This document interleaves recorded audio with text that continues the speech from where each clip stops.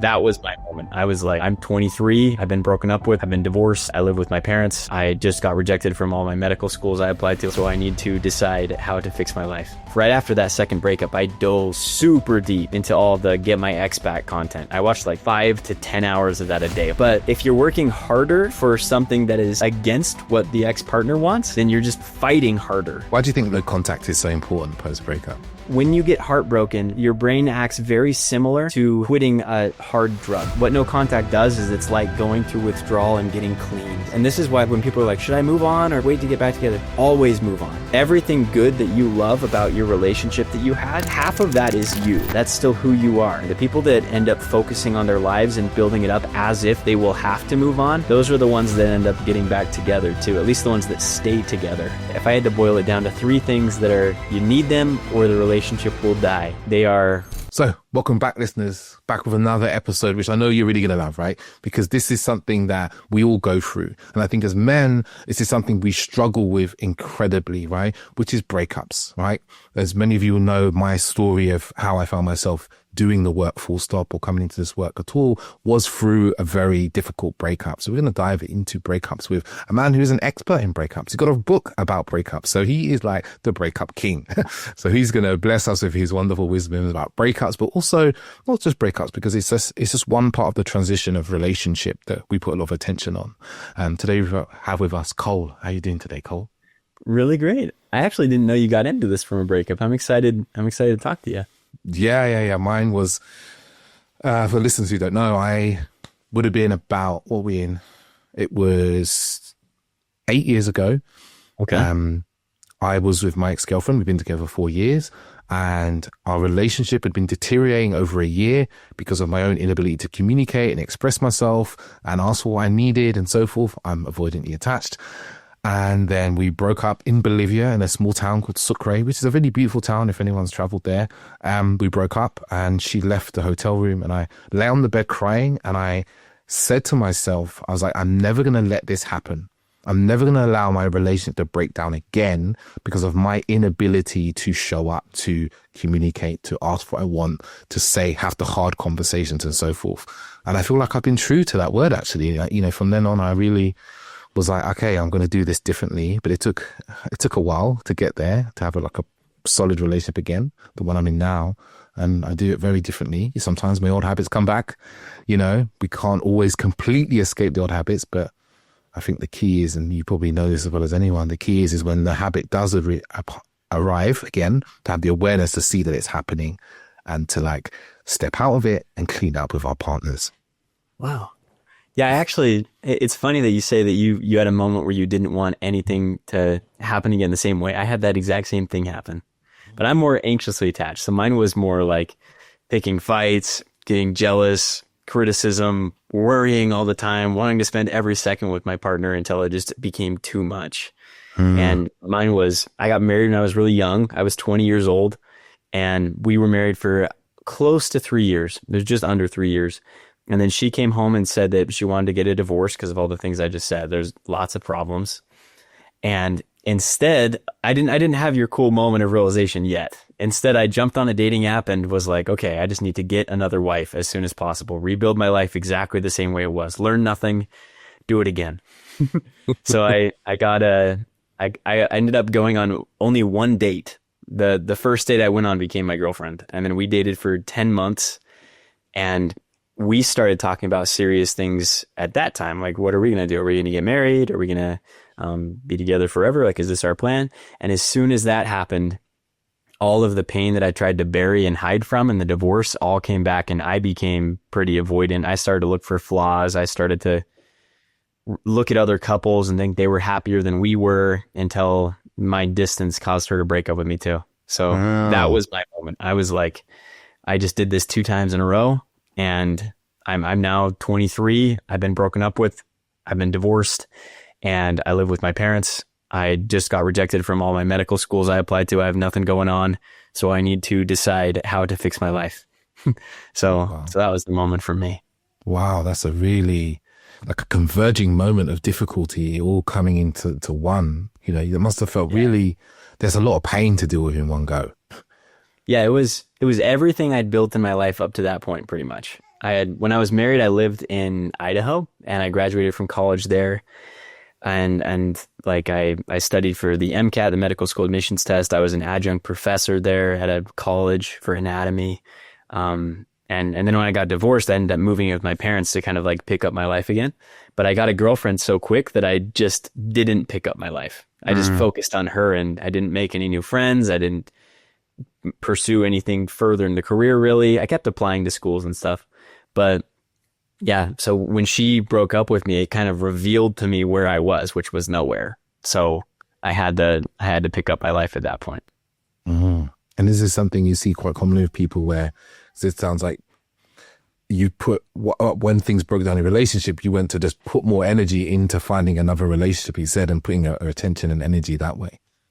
Yeah, so this is a example I use a good amount. If there's any video of this, I'll describe what I'm doing too. But if you imagine I'm holding a book up and I've got one finger under it holding the book up so it's balanced, this is how a lot of people, especially anxiously attached people, view relationships, is they're kind of the center of their entire life. So you've got your book, it's like that, but there's two problems with it. Is it's really heavy for the person that you're centering your entire life on. They have to carry every bit of you being okay and themselves and their own work and whatever else they have to do. So it's really heavy, which is why a lot of partners break up with anxiously attached people. But then also, if your partner ever fails in any way, if they're ever not consistent, if they're ever human, then your whole entire foundation feels like it's going to crumble and you end up freaking out. You start fights. So yeah, once I lost that one pillar the first time, I just, instead of like, I'm going to build my life having several pillars, I'm going to enjoy my work, my family, my friends, my religion, my hobbies. Instead of thinking about that, I was just like, I'll just replace it with another single pillar and we'll see if that works. And it didn't. Yeah. Yeah. It's all kind of in the name, you know, when I think about, you know, anxious attached, it's like preoccupied. It's like relationship preoccupied. Everything's about the relationship, the preoccupation relationship. And it's something I see quite commonly in the men I work with often. And I work with predominantly avoidant men, but at least 30% of my clients are anxious. Is they often come to me and they're like, okay, I've just got divorced or had a breakup. I've got no friends and I'm in a job I kind of hate and I got no life. Everything was about my partner and children sometimes as well. Yeah. And now that we're not living together, I don't know what to do. I feel really miserable and unhappy. It's something that comes up a lot. Yeah. Yeah. So most of my clients are anxious, but I have about like probably 15, 20% avoidant. And the avoidant people that want to change are incredible clients. Yeah. Because usually they're not anxious. Anxious people often will come because they want to save the relationship.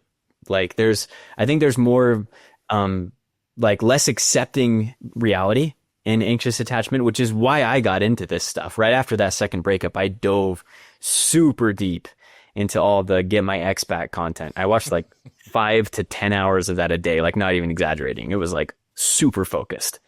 And that's what a lot of my clients who are more anxiously attached do, is they get super into the content, but then you can kind of guide them like with that and say, if you actually want them back, then the best thing you can do is become the best version of yourself, because that's what's actually attractive. No one wants to be with someone who's super, super like dependent on them. Like you need them, like you need oxygen. That's not very fun. So if you want to become someone that attracts them, you got to build up that life. But the avoidant people that come to me, usually it's because they had a moment like you described, that they're like, I keep pushing everyone away. I'm breaking up with all these women who are incredible and I don't know why. And I'm sick of it. I can see that I'm the reason that all these relationships are ending and I want to be in a relationship. So help me do that. So it's pretty fun. I like the avoidant clients.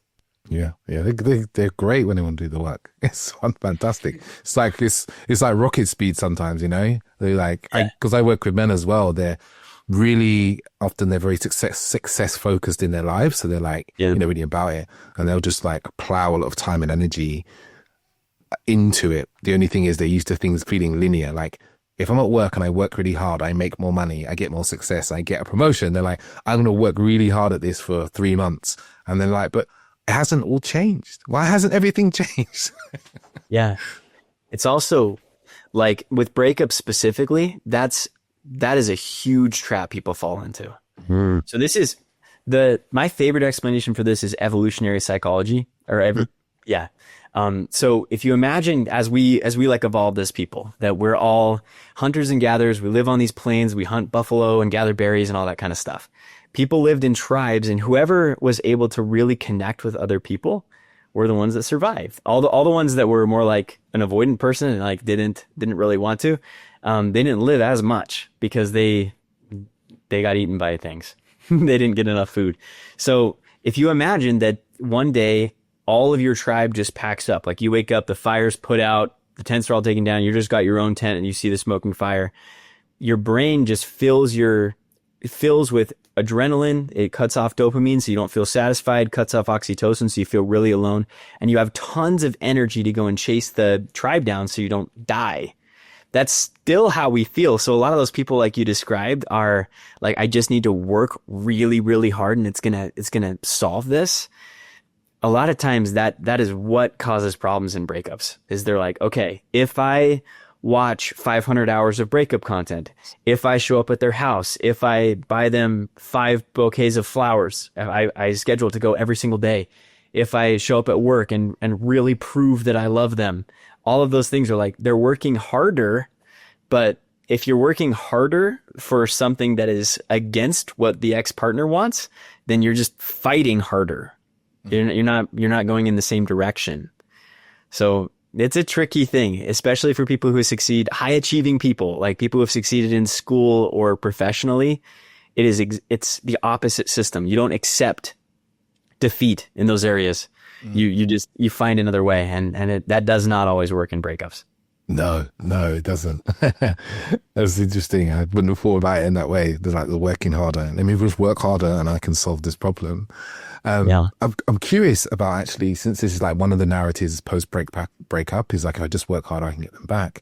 What are some of the other narratives you see at play for people in that kind of breakup and post-breakup phase? So there's a lot that are commonly like in your own head. One of them is, I'll never find anyone like this person again. That's probably the most common one. Is they look outside and they see all their friends that are single complaining about how dating sucks. And also on their algorithm, that's pretty much what's popular within women's circles and men's circles, is everybody's mean, nobody's serious, nobody wants to commit, it's a hookup culture. So they see this ugly future, and then they also see the past that had this partner that loved them. And usually they can identify what the problem is. A lot of the time they can say, okay, this is what was wrong. We didn't communicate this. And they want to fix it. So they'll think, I just need to focus on the past hard enough and go back towards that because this future is so ugly. It doesn't work. The people that end up, it's really interesting because the people that move on and the people that get back together don't do that. Both of them, even though they have opposite goals, they do the same thing. The people that end up focusing on their lives and building it up as if they will have to move on, those are the ones that end up getting back together too, at least the ones that stay together, because they end up building a solid foundation outside of the relationship, and then they have something to offer their partner instead of just needing them to save them from a future that looks scary. So that's the first one, is I'll never find anyone like this again. And like, for me, a couple things have helped with that belief. The first is, if you think about all of your exes in the past, you might have felt that way before. Sometimes not. Sometimes this is special. But for some people, like, you've been through several breakups and it's felt terrible every time. So you can look back at those times and think, would you want to be dating your 4 exes? Would your life be good if you had to date them? Probably not. You probably wouldn't want to. But the second one is more personal to me. So when my ex-wife broke up with me, the first one of those 2 relationships, we could talk forever about anything. It was awesome. Like we had just similar enough views on the world and humor that we could get a conversation going and talk for like 11 hours and it would not get tiring. It was really fun. And then we got divorced and I started dating other people, and I found that I had like a 3-hour limit now with all these other people, and it was really sad. And like, some people were shorter, but 3 hours seemed to be the max. And I was just like, okay, I messed it up. I had this unicorn that got me well enough that I could talk for all time, and then I messed it up. So now I only get this kind of second best version, 3 hours, and that's just the way it's going to go. And it was really sad. And I think that's how a lot of people view things. But what ended up happening was like I went through another breakup. I dated lots of people after that. I eventually met my wife, which is similar to your story of how you met your partner. Is she watched my TikTok videos and DM'd me. So I actually ended up meeting her too, which is really cool. But so she DM'd me and we ended up like dating and things. And one day we were laying on a couch and looking at each other, and she was doing like this cute thing where she like winked one eye open at a time, like just peeking at me. And this part's kind of weird, but it was like a really cool, like almost sign to me that I still got to have a first place life, because my ex-wife used to do that same thing, and I haven't ever seen anyone else do that. And some people are like, "Oh, you miss her." It's not like that. It's just, it was a cool like little sign that I didn't have to just have a second place everything now. But that's how it's been with my wife Jocelyn now. She can talk unlimited amount of times with me. It's just as fun. And the truth that I learned there is, one, everything good that you love about your relationship that you had, half of that is you. So like if you love conversation or spontaneity or laughing, it's probably because you like to talk a lot, or you're an adventurous person, or you're funny. And you still have that. That's still who you are. So it's still going to be rare. It's going to be difficult to find someone who lines up with it perfectly. Like I had to go through a lot of people, but it's not something that you'll never find, because it is you. You have at least half of that. And then the other thing that helped me through that, I believe in God, and I believe that He like has like our ultimate happiness in mind. And if we're trying our best, most of us aren't going to just mess that up when we're like in our 20s or 30s for our entire lives. So I like believing that too. Believing there's something bigger than us that's at play. Yeah. I think this is it's been really central to my life. And I think it's something I think is often missing for people, is the belief in something bigger than ourselves. You know, we live in a society now where it's very me focused, isn't it? Me, I. Then money as well, right? And I wouldn't say I'm necessarily religious, but I definitely believe in a power that's bigger than me, higher than me. And it can actually create a lot of comfort. And I know there's research to show that people who believe in God and believe in religion and they believe in something bigger than themselves have more gratitude, some level of more happiness, and even purpose as well. Yeah. But it's fascinating that come into, you know, your ability to trust in the future, and just including your romantic relationships. Yeah, I think you need it. It's too hard. Like when you get broken up with, you lose everything you know. Like you lose your present. The past becomes kind of tainted, because you're now like, this didn't end up becoming the future I wanted. And then also you lose the future. You had this whole entire plan, and now it's gone. And that's really sad. So if you don't have anything else besides yourself, who just screwed it up, to believe in that a better future can come to pass, then that's really hard.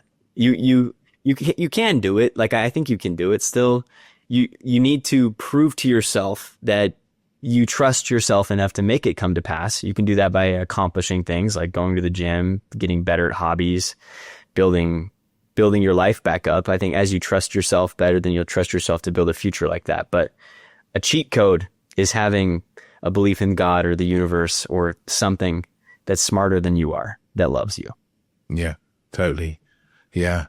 And you mentioned something there around tainting the past, right? Yeah. Something I see so often with people is they go through a breakup and then they kind of try to rewrite the past. They start looking back at the relationship and go, well, if this person broke up with me, then are these events and memories and things they even said, how they want to love me forever, are they true? And they get themselves into this loop of like almost creating their own misery by going back to the past and going, I think they lied there. I think they were dishonest there. Oh, they might have been cheating on me there. Yeah. Why do people do that? So there's a concept called Ziegarnik loops. It's from a Harvard psychologist. I can't remember if he's from the 50s or 60s, but around that time. But they did a study and they found out that people, if you have something that's unfinished in your life, it can be as simple as if your bedroom is messy. then your brain continues to put energy towards that until you close that loop and finish that story. So if you've seen half of a movie, then every once in a while you're going to wonder what ended up happening to Frodo. Did he end up throwing the ring in? I don't know. I've heard people say, but I haven't seen it for myself. So it's the same thing with breakups, because it's a giant unclosed loop that is as important as anything else in your entire life, if not more important. You're like, this was supposed to be my entire future and it didn't happen. So what does it mean? And until you find a meaning, then you will overthink and ruminate. So there's two ways to find the meaning. You can find a negative meaning or you can find a positive meaning. But those, it matters which one you find. It ends up having effects on the rest of your life. So if you try to do it through social media, I think you can be misled. Social media, and I know this from making videos, if you say anything negative or controversial, it will get a lot more views than if you say something positive. Like the algorithms are wired for negativity. So if you watch a lot of content on how your ex is a narcissist and how all these like red flags exist, you might close the loop because you might find a meaning, and that can be helpful. You might figure out that's why it happened. But along with that often comes trust issues in the future, and you're still tied to it. I don't think the negative way can fully move forward. It can stop the pain and it can stop the ruminating, but it generally creates some damage in the future. So the one that I've found to be most helpful for me and also clients is if you find ways that it got you to something better, if you find meaning that it got you to something better. So I've got a story for this one too. So I mentioned at the beginning my medical school thing. So I went to high school, then I went on a 2-year religious mission, then I got back and I got married and went to college. And in college I did pre-med. So I graduated with that, and I'll tell you like my scores and stuff because it kind of paints the picture of why this was so hard for me. So I got a 3.89 GPA. I was an adjunct professor for 2 semesters over like 2,000 nursing students for anatomy. I started a nonprofit that saved like $86,000 of medical care for people who didn't have insurance. Wow. Did research, almost got published, but then the doctor who was ahead of it actually died of COVID. So that was crazy. Wow. And then my biggest thing was I studied 7 hours a day for 9 months straight for the MCAT, which is an 8-hour test. And I got 97th percentile on it. So like I did really good metric wise in all my application. And then I applied to 25 schools and got rejected from all of them. And then after that, I was like, I need to get in. I have this degree that doesn't do anything except for make me a doctor. So if I want my college to mean anything, I need to be a doctor. So I paid $5,000 for an application coach, and they're like, you'll get into any school you want with these scores. And I applied again with their help. They helped me write better essays, and I got rejected from all 25 schools again. So 0 for 50, rejected every time. And they don't tell you why you're rejected either. You just are. So after that, I was really bitter. I'd go to hospitals and I'd go to doctor's offices and I'd be like, what is wrong with me that I didn't get accepted? Like, why? And all my friends are in school. They're all going, they're all doing all these things.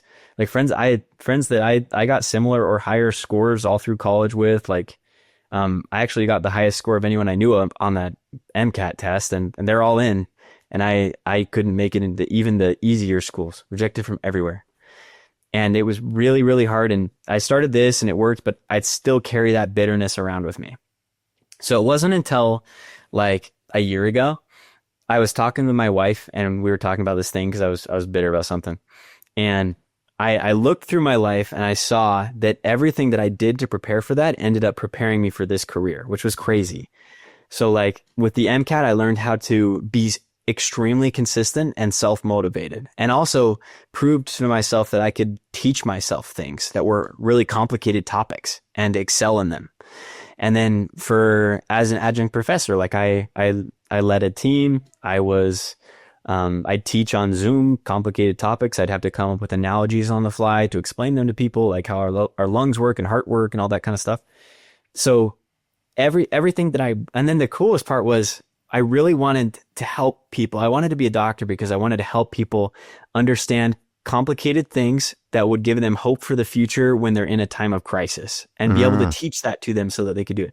And that's like what I do now. And so So when I realized that, all the bitterness went away. Like I was like, this is cool. Like this all led to something. So when you're in a breakup and you don't know why any of it happened and your partner just left, you don't have a real reason. Maybe they said you can't ski well enough, so we're breaking up when you were together for 4 years, which is actually something that's happened.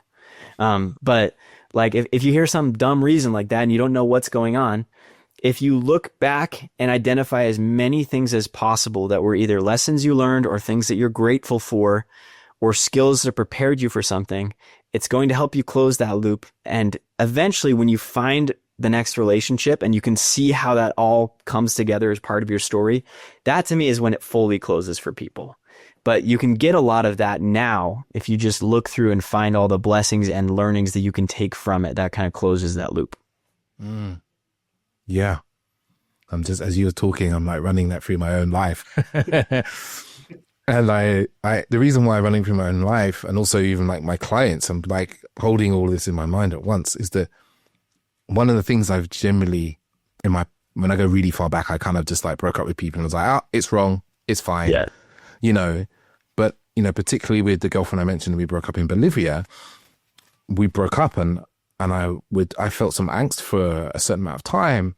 And then I kind of got really clear. I was like, actually, I don't think we're quite right for each other. I think we want slightly different things in life. I wish her so well, and that's okay. And that being with her has made me a better man. It's made me better at being in a relationship, made me better at communicating, all these things. And I felt incredible, like, gratitude towards her. Even to this day, I feel incredible amounts of gratitude towards her. My regular listeners hear me say that quite frequently. I say it to my partner even. I said to her numerous times, but even in the beginning of the relationship, I was like, I wouldn't be here sitting in front of you being able to have these hard conversations if it wasn't for her, Yeah. So if you ever bump into her in the street, you should thank her, because I'd never be this man I am today. And it's interesting because I speak to some of my clients and they have this kind of mentality with their past and they're okay. And then I also observe some of my clients who really struggle to move through their breakups and get over their partners. And sometimes it's years down the line and they're still in new relationships and they're still pining for this ex, still thinking about, still comparing, which is one of the most common things I see in the guys I work with, this comparing a past partner to their current partner. And I see now in what you said, it's like they haven't closed the loop. They haven't accepted that, there's this meaning and I got this good at this and that's now done and I'm now on to this next thing. They still got this strand, as my partner would say, of energetic strand hooked into that ex that they can't quite loop, right? They can't finish the loop. They can't close it off for whatever reason. So I really see that. There's two strands that I see that are most common. So one of them is you think your life would have been better with them. And the only way you can close that one is if you make your life better now. So you have control over a lot more. Life is a lot more than just your relationship. And you have control over most of that, because the thing we talked about earlier with the like work harder and you'll succeed, that's true with most things. So like with my clients, I break it down into these 6 areas and we rate, like, when you can do this yourself, but when I work with them, we rate these areas out of 10 to see where they are now, and then pick 2 actions, like little activities that you can do, and try to pick 1 to do out of the whole entire list. So 6 things, 2 things, you have a list of like 12. Try to do 1 thing every day, so over time you compound into a life you really love. But the areas are family relationships, friend relationships, religion/spirituality, so that belief that's bigger than you, hobbies/interests, work, and then self-care. So that would be like health, reading, like learning something, stuff like that. But if you can make a life that's at least as good as the past, then you can let go a lot easier. But what I found with a lot of people is their lives are much better in aggregate in the past, and that's why they can't move on. Your brain would much rather live in this beautiful fantasy of a past and just hope for it and ruminate on it than live in the dull, dismal present and future. You have to create something that's an equal or better trade, or your brain won't want to sit there. So that's one. And the second one is usually lack of forgiveness. And I'm pretty radical on this one, that I think regardless of anything, forgiveness is required if you want to move on. I think that you can get most of it without forgiving, but the thing I'm talking about before, that you'll see some future person that has like a similar laugh to your ex, Or you'll be on a dating app and you dated Jessica or Dave, and you see all the Jessicas and you don't even give them a chance. You swipe past all of them when maybe one of those was great. So yeah, in my mind, regardless of what happens, if you forgive, that means that you're not willing to continue suffering or being limited by the past. It's not really about them at all. It's I'm choosing to understand this person a little bit, to maybe take them off of the pedestal that they're this giant evil force. Maybe instead they're just someone whose dad was mean to them, so they never learned how to talk without criticizing you. And then once you lower them and make them a person again, then you can say, I forgive this person. They didn't know what they were doing. I'm not going to be hurt by this anymore. And then you can move on and date all the Jessicas you want, and it's gonna be a lot easier time. Mm. And as you're saying that, I was thinking of this forgiveness, and you were mentioning social media. And this is partly my own theory. Is like so many people kind of demonize their ex. You know, the demon ex. I love that. That's a great phrase, isn't it? Demon ex. They demonize their ex as being this terrible narcissist. They're always a narcissist, aren't they? Yeah. And then they go onto social media, and then they're able to continually feed the story they have about their narcissism or their cruelness. And I would love to get your take on it. My thoughts are that it actually stops the forgiveness, because it's like they're re-triggering that wound constantly by going to comment sections and talking about how evil their avoidant ex was, and they can look at all the content about avoidance and always look at avoidant people and say how terrible their partner was, and they think that it's healing, they think they're getting belonging, they think that it's helping them move forward, but actually it's just basically scraping over the wound every 3 hours that they open up their phones endlessly, and they're never really moving forward, and they never get forgiveness because they see all these other stories of anger and hatred. I think it's tricky. I think smart people fall into it because it does help at first. Because at the beginning, when you don't know what's going on, like let's say your ex like legitimately was a narcissist, and then you find this and you've been going crazy, you've been losing track of reality, everything's always your fault, you blame everything on yourself, and then you find these answers that it actually wasn't your fault and they're right, and it was this great thing. But then you get stuck in it, and now you just become a narcissistic expert, even though you work as like an accountant. You don't need to be one, but like you're going through all this stuff again and again and again and again and again. I think that it helps at the beginning, and then it keeps you stuck. And the reason people do it is because like those things get really good views. The most views I've ever gotten on a video is 24 million, and I explained narcissism. Wow. And it's like people love it. But in my mind, as I've seen people do it, it actually does kind of the same thing. It takes you away from reality. Usually what I see is if you took a snapshot of what actually happened in the relationship, and then you take a snapshot of someone who's watched those videos for 3 years, the ex that they're hating is not real. Is usually much worse than the one that actually existed. But over time, their brain kind of morphs the ex into something much worse to justify the fact that they're still thinking about it 3 years later. It's because it would make sense if he's this really evil demon, then it makes sense that it's taken me this long. But it's actually like you can take that, you can realize it was bad, but to actually be out of it, you have to be out of it. Stop studying it all the time. Choose forgiveness. The forgiveness is for us. I remember my mum telling me this when I was a young boy, actually, and it probably took me 30 years to realize it's like forgiveness is for us, is to free our own hearts, not to like make them win. Because I think there's a lot of this that kind of has like, if I forgive them, then like they've won. I'm weak. Or they got away without punishment. Yes. Yeah. Yes.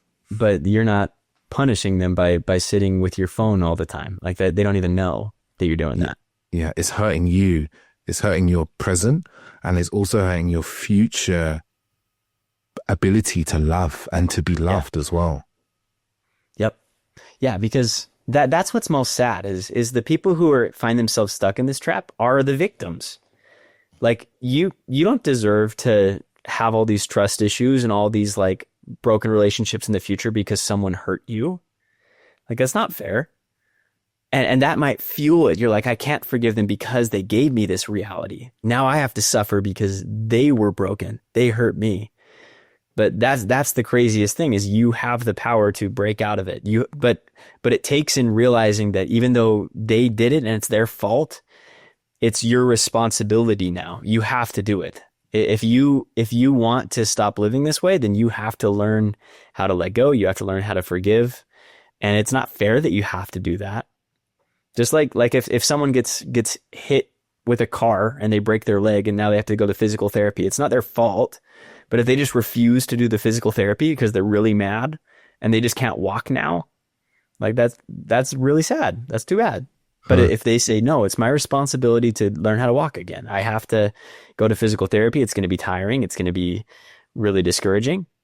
But I want to be able to live to my full capacity. The same thing, but emotionally. Like it's your responsibility to fix all the things that they broke in you. Yeah. Yeah, totally. It's not your job to try and make them responsible or make them realize their responsibility. Yeah, because they won't either. Like if they're that terrible, then that's actually a third one. That's a really big one.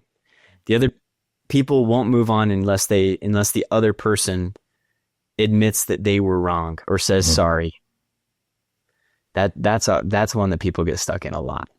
Yeah, that like closure. I want closure. Yeah. Closure. I've got a couple ideas on this one. So one, if you do the two things that we already talked about, it solves most cases. Because like if you've totally forgiven the person and you have a life that you completely love much more than the life in the past, you're probably good. You probably don't need closure.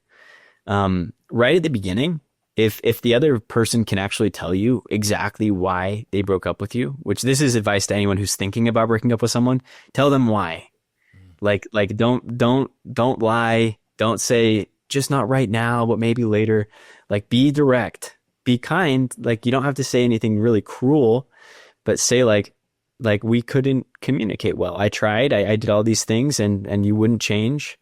Like be direct. Let the person know why this is happening. Cause a lot of people get broken up with and they have no idea why. And then they get stuck in these energetic hooks that you're talking about.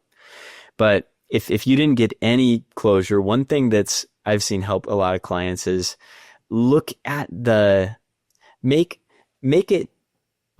the other person is an accurate judge of you.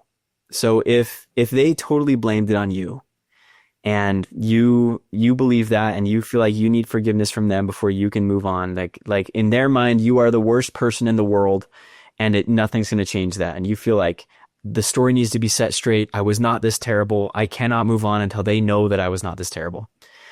Look at things that they did that were not perfect. I've seen that help a lot of people is like, if your partner says that you're the worst person ever, go back and identify some things that they did that were wrong. Cause as you poke holes in that story, you can take them off the pedestal and remind yourself that they're a normal person like you are. And they're not the ultimate judge of your character. It's like, if you go back and you see all these times that they argued too and were rude to you too, then you can be like, I'm taking financial advice from someone who's broke, or I'm taking fitness advice from someone who weighs 400 pounds. Like it doesn't need to happen. So that helps. That can help if you go back and make them a person again. It's all about humanizing them, isn't it? Like it's not about demonizing them. That doesn't work. It does the opposite. Yeah. And then putting them up on a pedestal. Putting them on a pedestal, or the life you could have in the also doesn't work. It's like bringing the balanced human view. That's a great way of describing it. Totally. Always brings you back to reality instead of fantasy. Yeah, I love that. I have a question about something that's a bit, it keeps coming up again and again with the clients I work with, and it's not quite breakup, but it's along those ways where I work with men and they are in a current relationship, and I kind of mentioned it before, is they're comparing their current partner to their past partner. And they're having a lot of angst of like, oh, my past partner was more attractive, or my past partner did this thing really well, or they were more ambitious. And they're getting into this state where they become really super judgmental about their current partner versus, it's like this battle in their minds that takes up a lot of energy and sucks a lot of energy away from their current relationship. Yeah. People do it in dating too before they even get in a relationship. Like they won't Exactly. pass the first date because they're comparing so much. Yeah, they get really stuck in it. 3 things, 3 ideas, 3 steps. So the first one is I would start by identifying attachment styles, because with like if you said you coach mainly avoidant men, that is a super common way for people to deactivate and push partners away. Yeah. So that's the first thing. If you identify yourself as avoidantly attached already, I would view it as more of a smoke screen, that this isn't actually as much of a problem as you may think it is. Maybe it's just that you are feeling really triggered and avoidant, and this is how you're coping with it, by comparing. So try to fix the root of the problem, the avoidant attachment style, and treat this as like something that will probably go away along with it. The next thing, if maybe you're not avoidantly attached, if you think about why we would compare partners, and this is especially true for early dating, our brains are wired to do it for a couple different reasons. So one thing that our brains are really good at is recognizing patterns in danger. So if you got chased by a tiger and it was really, really scary and you almost died, you might look around and see striped things and feel a little bit of anxiety, because your brain's good at not getting hurt the same way twice. It's good at finding patterns.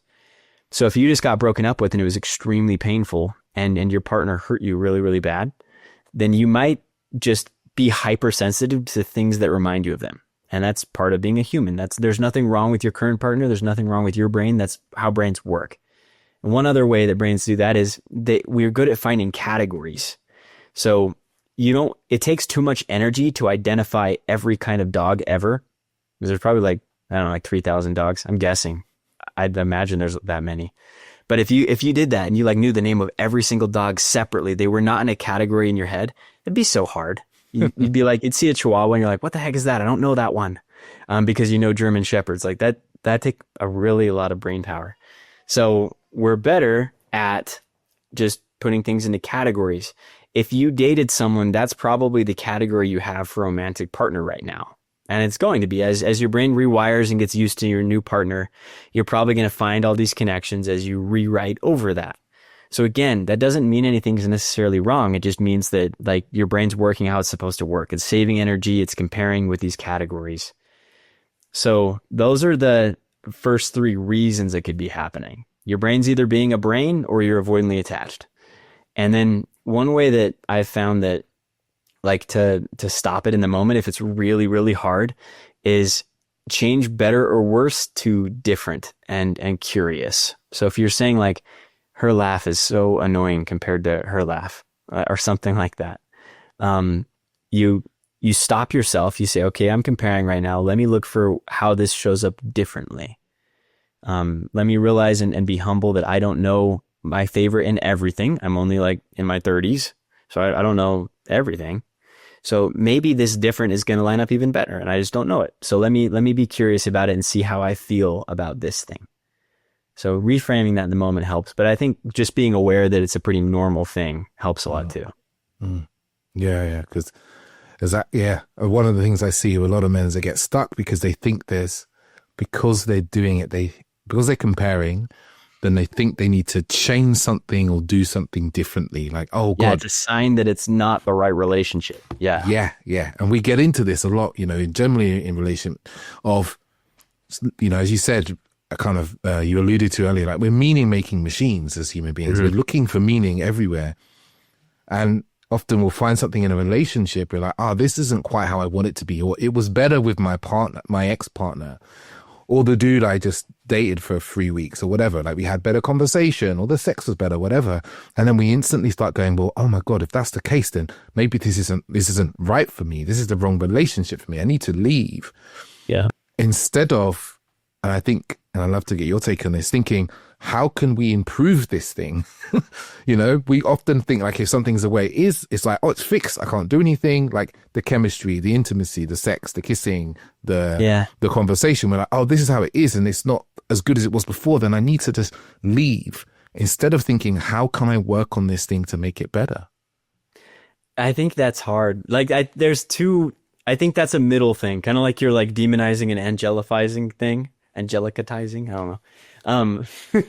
I think there's a middle zone, because I got a comment on YouTube, and I'm going to paraphrase it, and it's going to sound really mean. This is not from me. I'm paraphrasing a comment. But he said that he's got this girl and he loves everything about her except for she weighs too much. And he's like, I don't like her, but I know if she lost weight, then I would like her. So like, how do I make her do that? And I don't like that idea at all. I think I've seen it a lot of times, and I've talked to people on both sides, and what ends up happening is the other person can feel that your love for them is conditional upon some sort of metric. And it usually people do, like, if they really are into you, they'll try to do something, but they'll know that underneath you will not love them unless they become something for you. And usually when you try to change someone like that, they don't even end up doing it. They end up just becoming less. It just dims the part of them that were already bright, and they become a hollow shell of what they could have been. So that's the far side of, if you're like, I do not like this thing, but like it can change. And I'm not exactly even sure how we're going to balance this. I'm just going to lay out both sides. But that's one side, is if you're like almost liking someone and you're thinking of dating them, there's enough people in the world that you'll like someone. So I don't think I'd go for that. But then also the other side, where you're throwing away things that can be fixed. This one I think is because of social media again, because at all times, even when you're not trying, there are a million options, at least hypothetical options or delusional options on Instagram that you can see all these different women from all over the world and pretend like they would like you.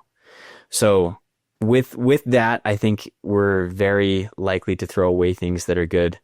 How would you balance in between those two? I think that those are kind of the two extremes, but the solution's in the middle of them. Yeah.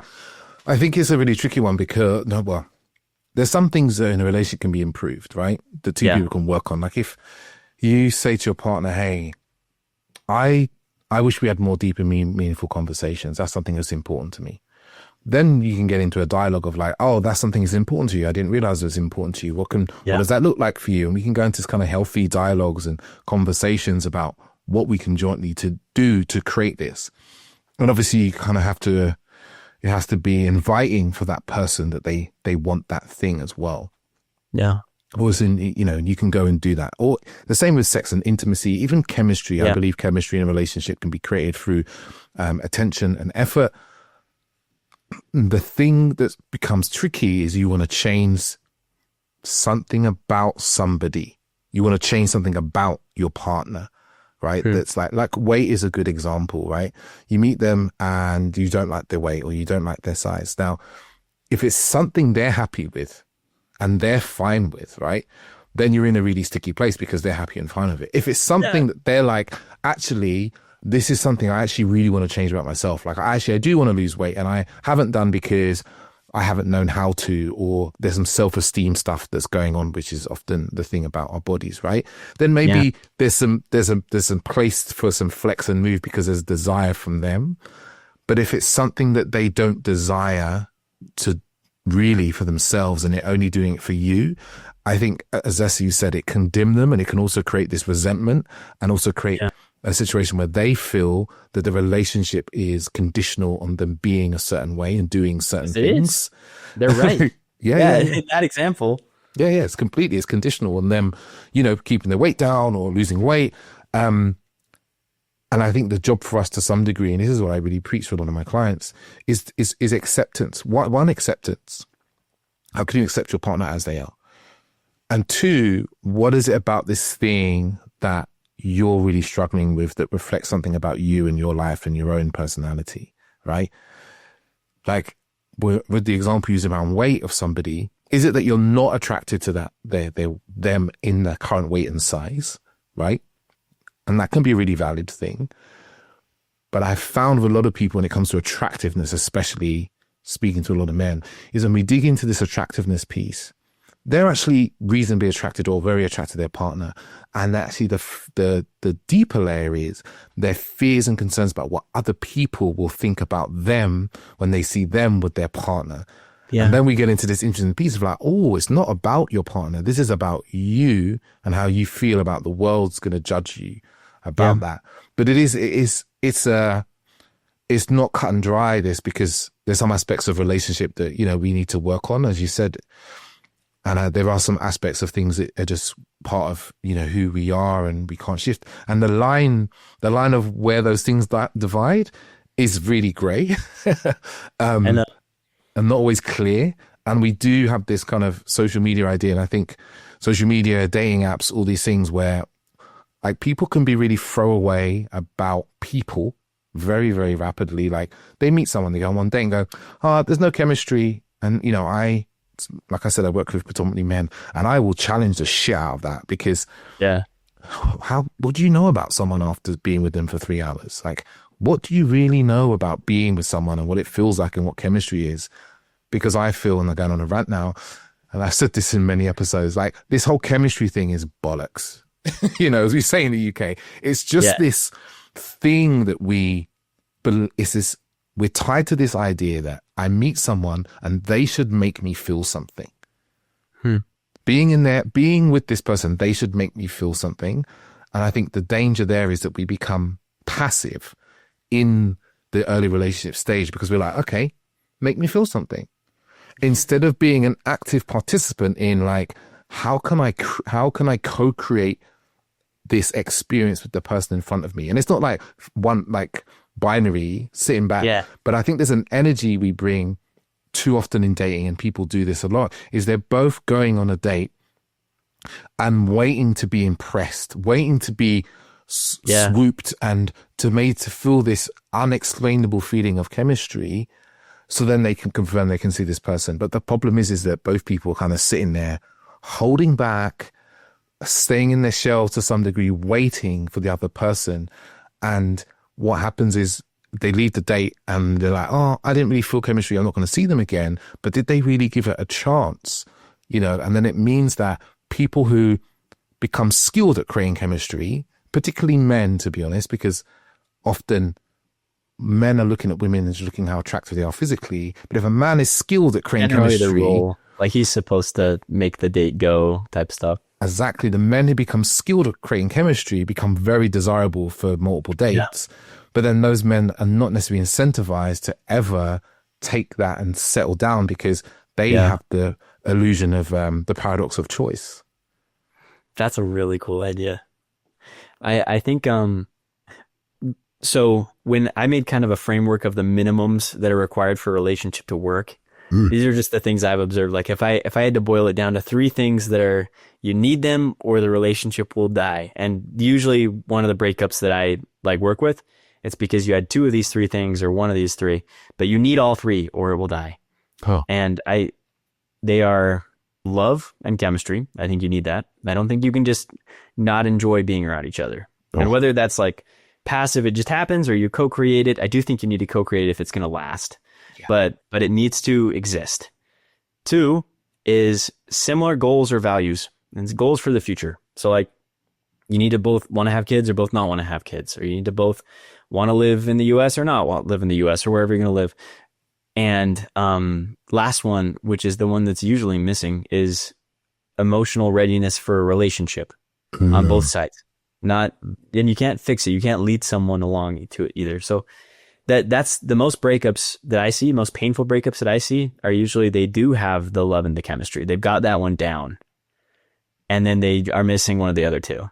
Either like they are opposite religions and their parents found out. And especially if one of them is like Muslim and their parents, like families really intertwined in their relationship, all of a sudden, logistically, they can't be in a relationship anymore. Or they really love each other. They have an amazing time. It's this amazing up and down roller coaster, but one of them is not ready for a relationship at all and will sabotage it any chance they do. So I think that when you don't have those other 2 things and you do have the love, it's probably the most painful ones, because those are the ones that people refuse to accept and try to make it work and change things about other people that don't necessarily change. The goals and the values one usually don't change. The emotional ready one can change, but you can't change it. The other person has to change it. So functionally for you, neither of those can change. Yeah. And the love ones, if you're a romantic, if you're a romantic person, often romantics fall into this idea of like, if there's love, then we can make anything else work. Yeah. Everything can work if there's love. Totally a trap. It doesn't work at all.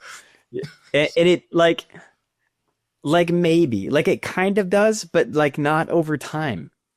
Because you're not always that's the tricky thing about like with the similar goals and values. Let's say that you guys truly love each other, but the woman really wants to have a kid and the guy doesn't. So over time, the woman loves the guy. She loves him so much, but it's like her child is being taken from her. A whole dream that she's had for an entire life is taken from her.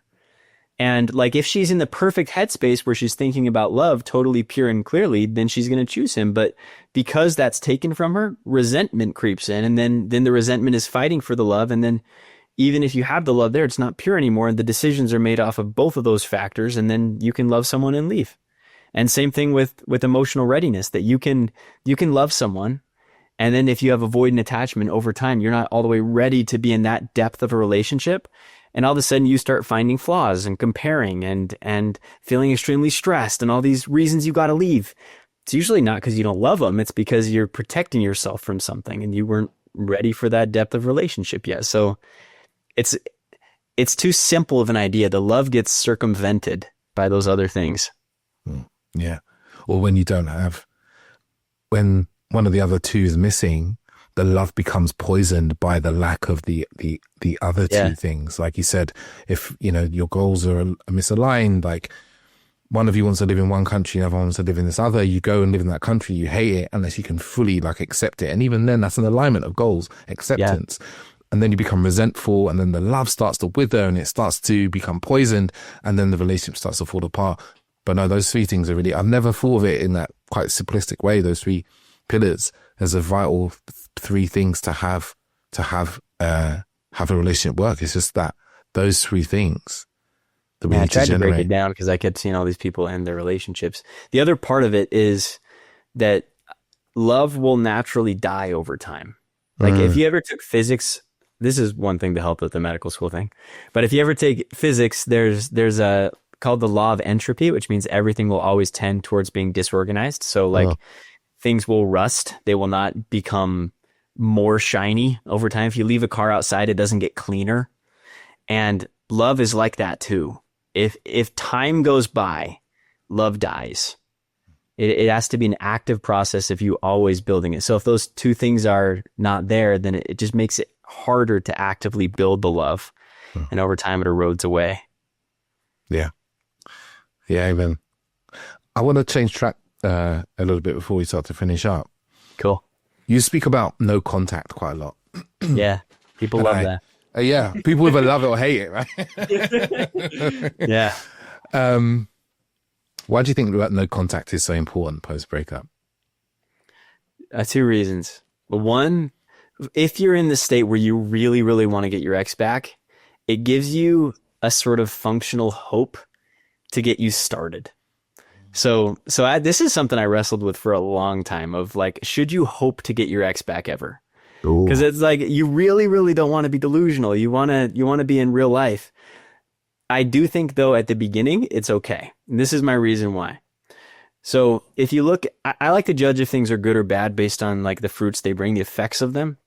So if you look at hope at the very beginning, some people, and this is how I was, and this is actually myself was the reason I believe this, because at the beginning, I did not want to eat or get out of bed. I would just get out of bed to go to therapy. And I had like the same clothes on for like a week, and I ate like a bite of an apple and lost like 20 pounds, even though I only weighed like 150.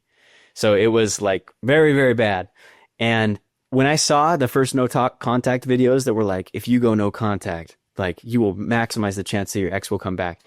It made me get up and do stuff. I went to the gym. I was like, okay, I'm going to get her back. So I need to not be like a withering away, dying person in my bed.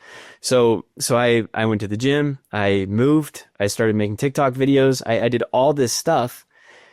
And then there's a tipping point where hope becomes not good. So eventually for some people it shifts over. And as you do all those good things, your self-esteem naturally rises because you're taking care of yourself. And then you feel great. Like I found out that my ex-girlfriend got another boyfriend like 5 months into the breakup, and I felt okay. It was sad a little bit, but I had built a life that I loved so much. I'd been on like 6 vacations. I had this big friend group. I was going to all these parties. I was loving life, and I was making videos. I felt like I'm a cool TikTok guy now. So I had all these cool things going on. But for the people who, so if you look at it and you reevaluate, maybe you're 4 months in and you're still just like watching all the same videos and hoping your ex comes back, and now it's not making you better. You're realizing that you're spending a lot of time just sitting on your phone instead of when you could be better. Then the fruits are bad. So that time I think it's valuable to kill hope. So that's the first thing. No contact can provide some hope at the beginning. And for some people it can act as like a rocket fuel to get them started. But the more important piece of it, and actually like part of that too, I want to make sure I'm not just saying like we're all tricking you. Like it is actually the best way to get back together too. The people who don't do that never get back together. They end up like getting in these weird loops where they text each other every once in a while and send secret messages through their Spotify playlists. They'll do all these things. The people who go no contact actually do have the better chance.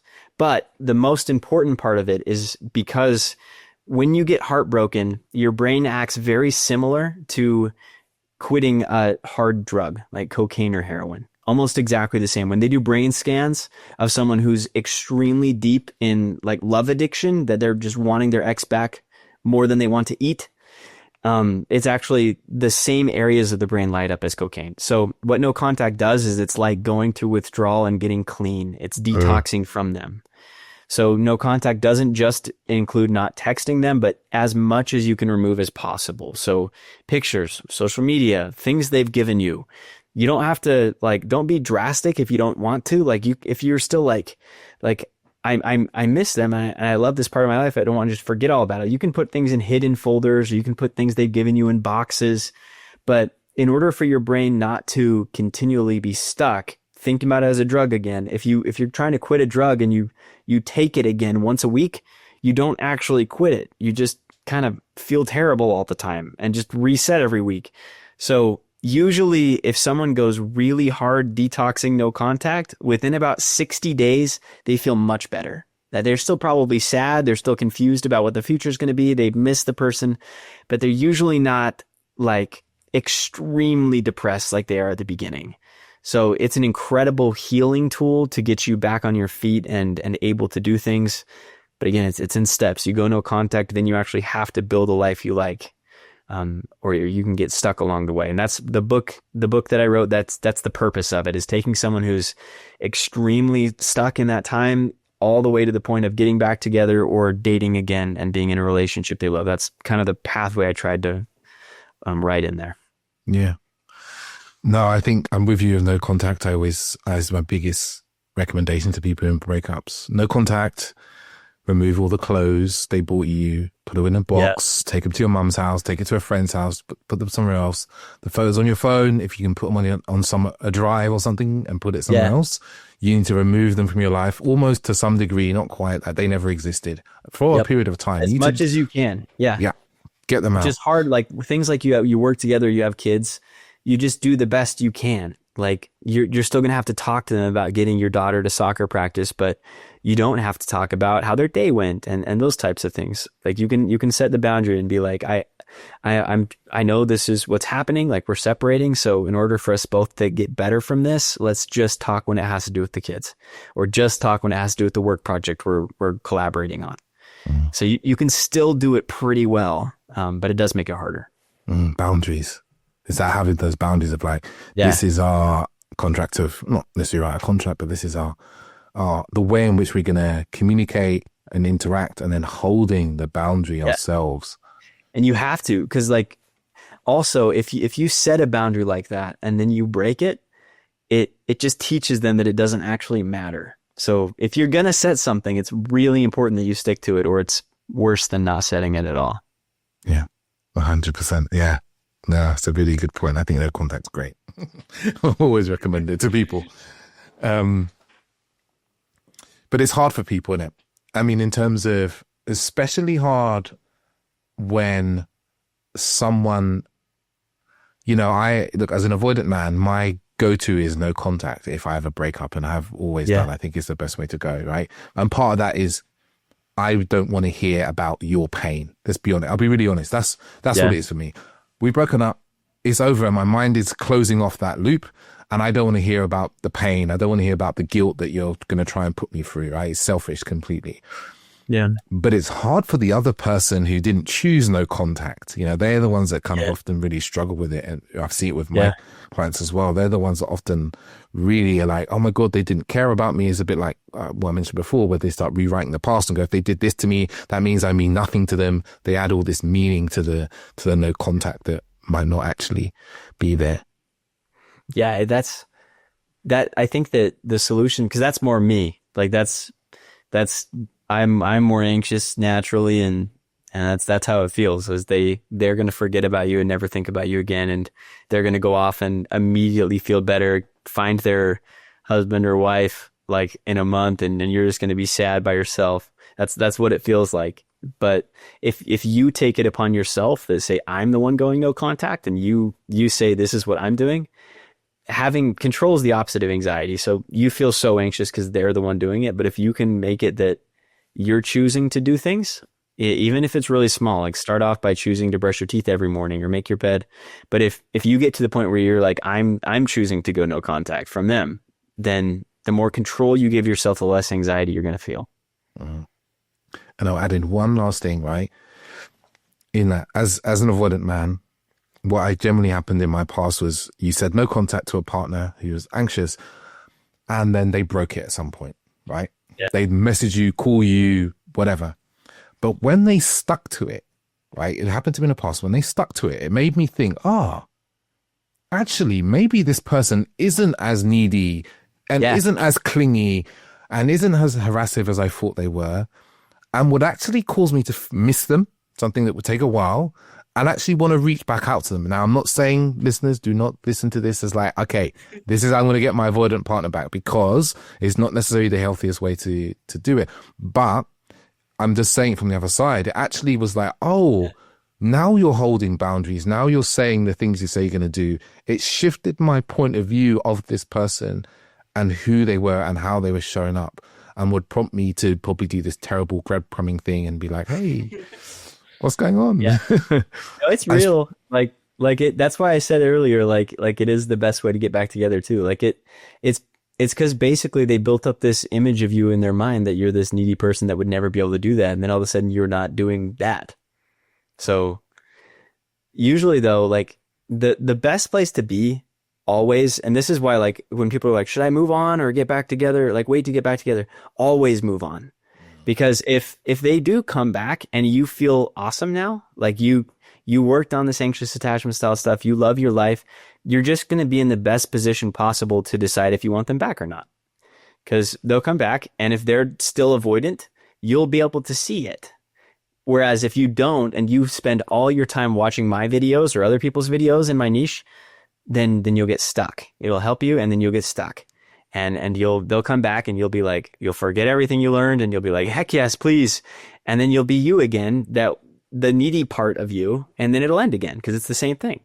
So try to move on. Try to build life without them. And yeah, like I'd say about like half of people that leave, if they do it perfect like that, they eventually hear something again.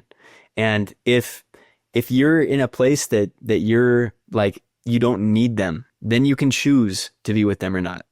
And if they left you, you need to be like that, because if they left you, they could leave you again, and you don't want that to happen. So yes, if you're anxious or avoidant, whatever, try to move on all the way as if they're not coming back. And that's going to give you the best chance of actually saving it too. Fantastic, man. Thank you, Cole. This has been a fantastic conversation. It's been riveting. It was really fun. I love talking about this. It was super conversational. It was really fun. I loved it. Thanks for having me. Thank you, man. And I'm sure the listeners are wondering where they can hear more about you, where they can watch your wonderful videos, but also where they can get your book as well. Yeah. So if you want to find videos, it's Coach Cole Ziegarnik on Instagram, and then Cole Ziegarnik on YouTube, TikTok. YouTube's going to have the coolest ones. Those ones are longer. And then if you want to work together, you can go to coachcoleziegarnik.com. And if you want to find the book, It's for pre-order right now. And if you pre-order it, you're going to get chapter 1 and the intro immediately and a secret chapter that's not going to be released anywhere. You can only get that if you pre-order. And also access to a private Q&A that I'll have around the launch date in February. But go to coachcolezesiger/X's and No's. That's the title of the book. You can find it there. You can also find it at Barnes & Noble or Amazon or wherever else books are sold. Fantastic. I'll put all those links will be down below in the show notes for people to click through. And yeah, this has been a pleasant episode. Listeners, I'm sure there's someone you know in your life. If you're listening to this, you've probably been through a breakup, so you've probably got a lot of value out of listening to this. But there might be someone you know who's going through one or about to go through one, and the information they hear could stop them going through a breakup. So please do share that with them. And I will finish up by saying big thank you to Cole. And thank you to you for listening. And I'll say ciao, ciao. See you later.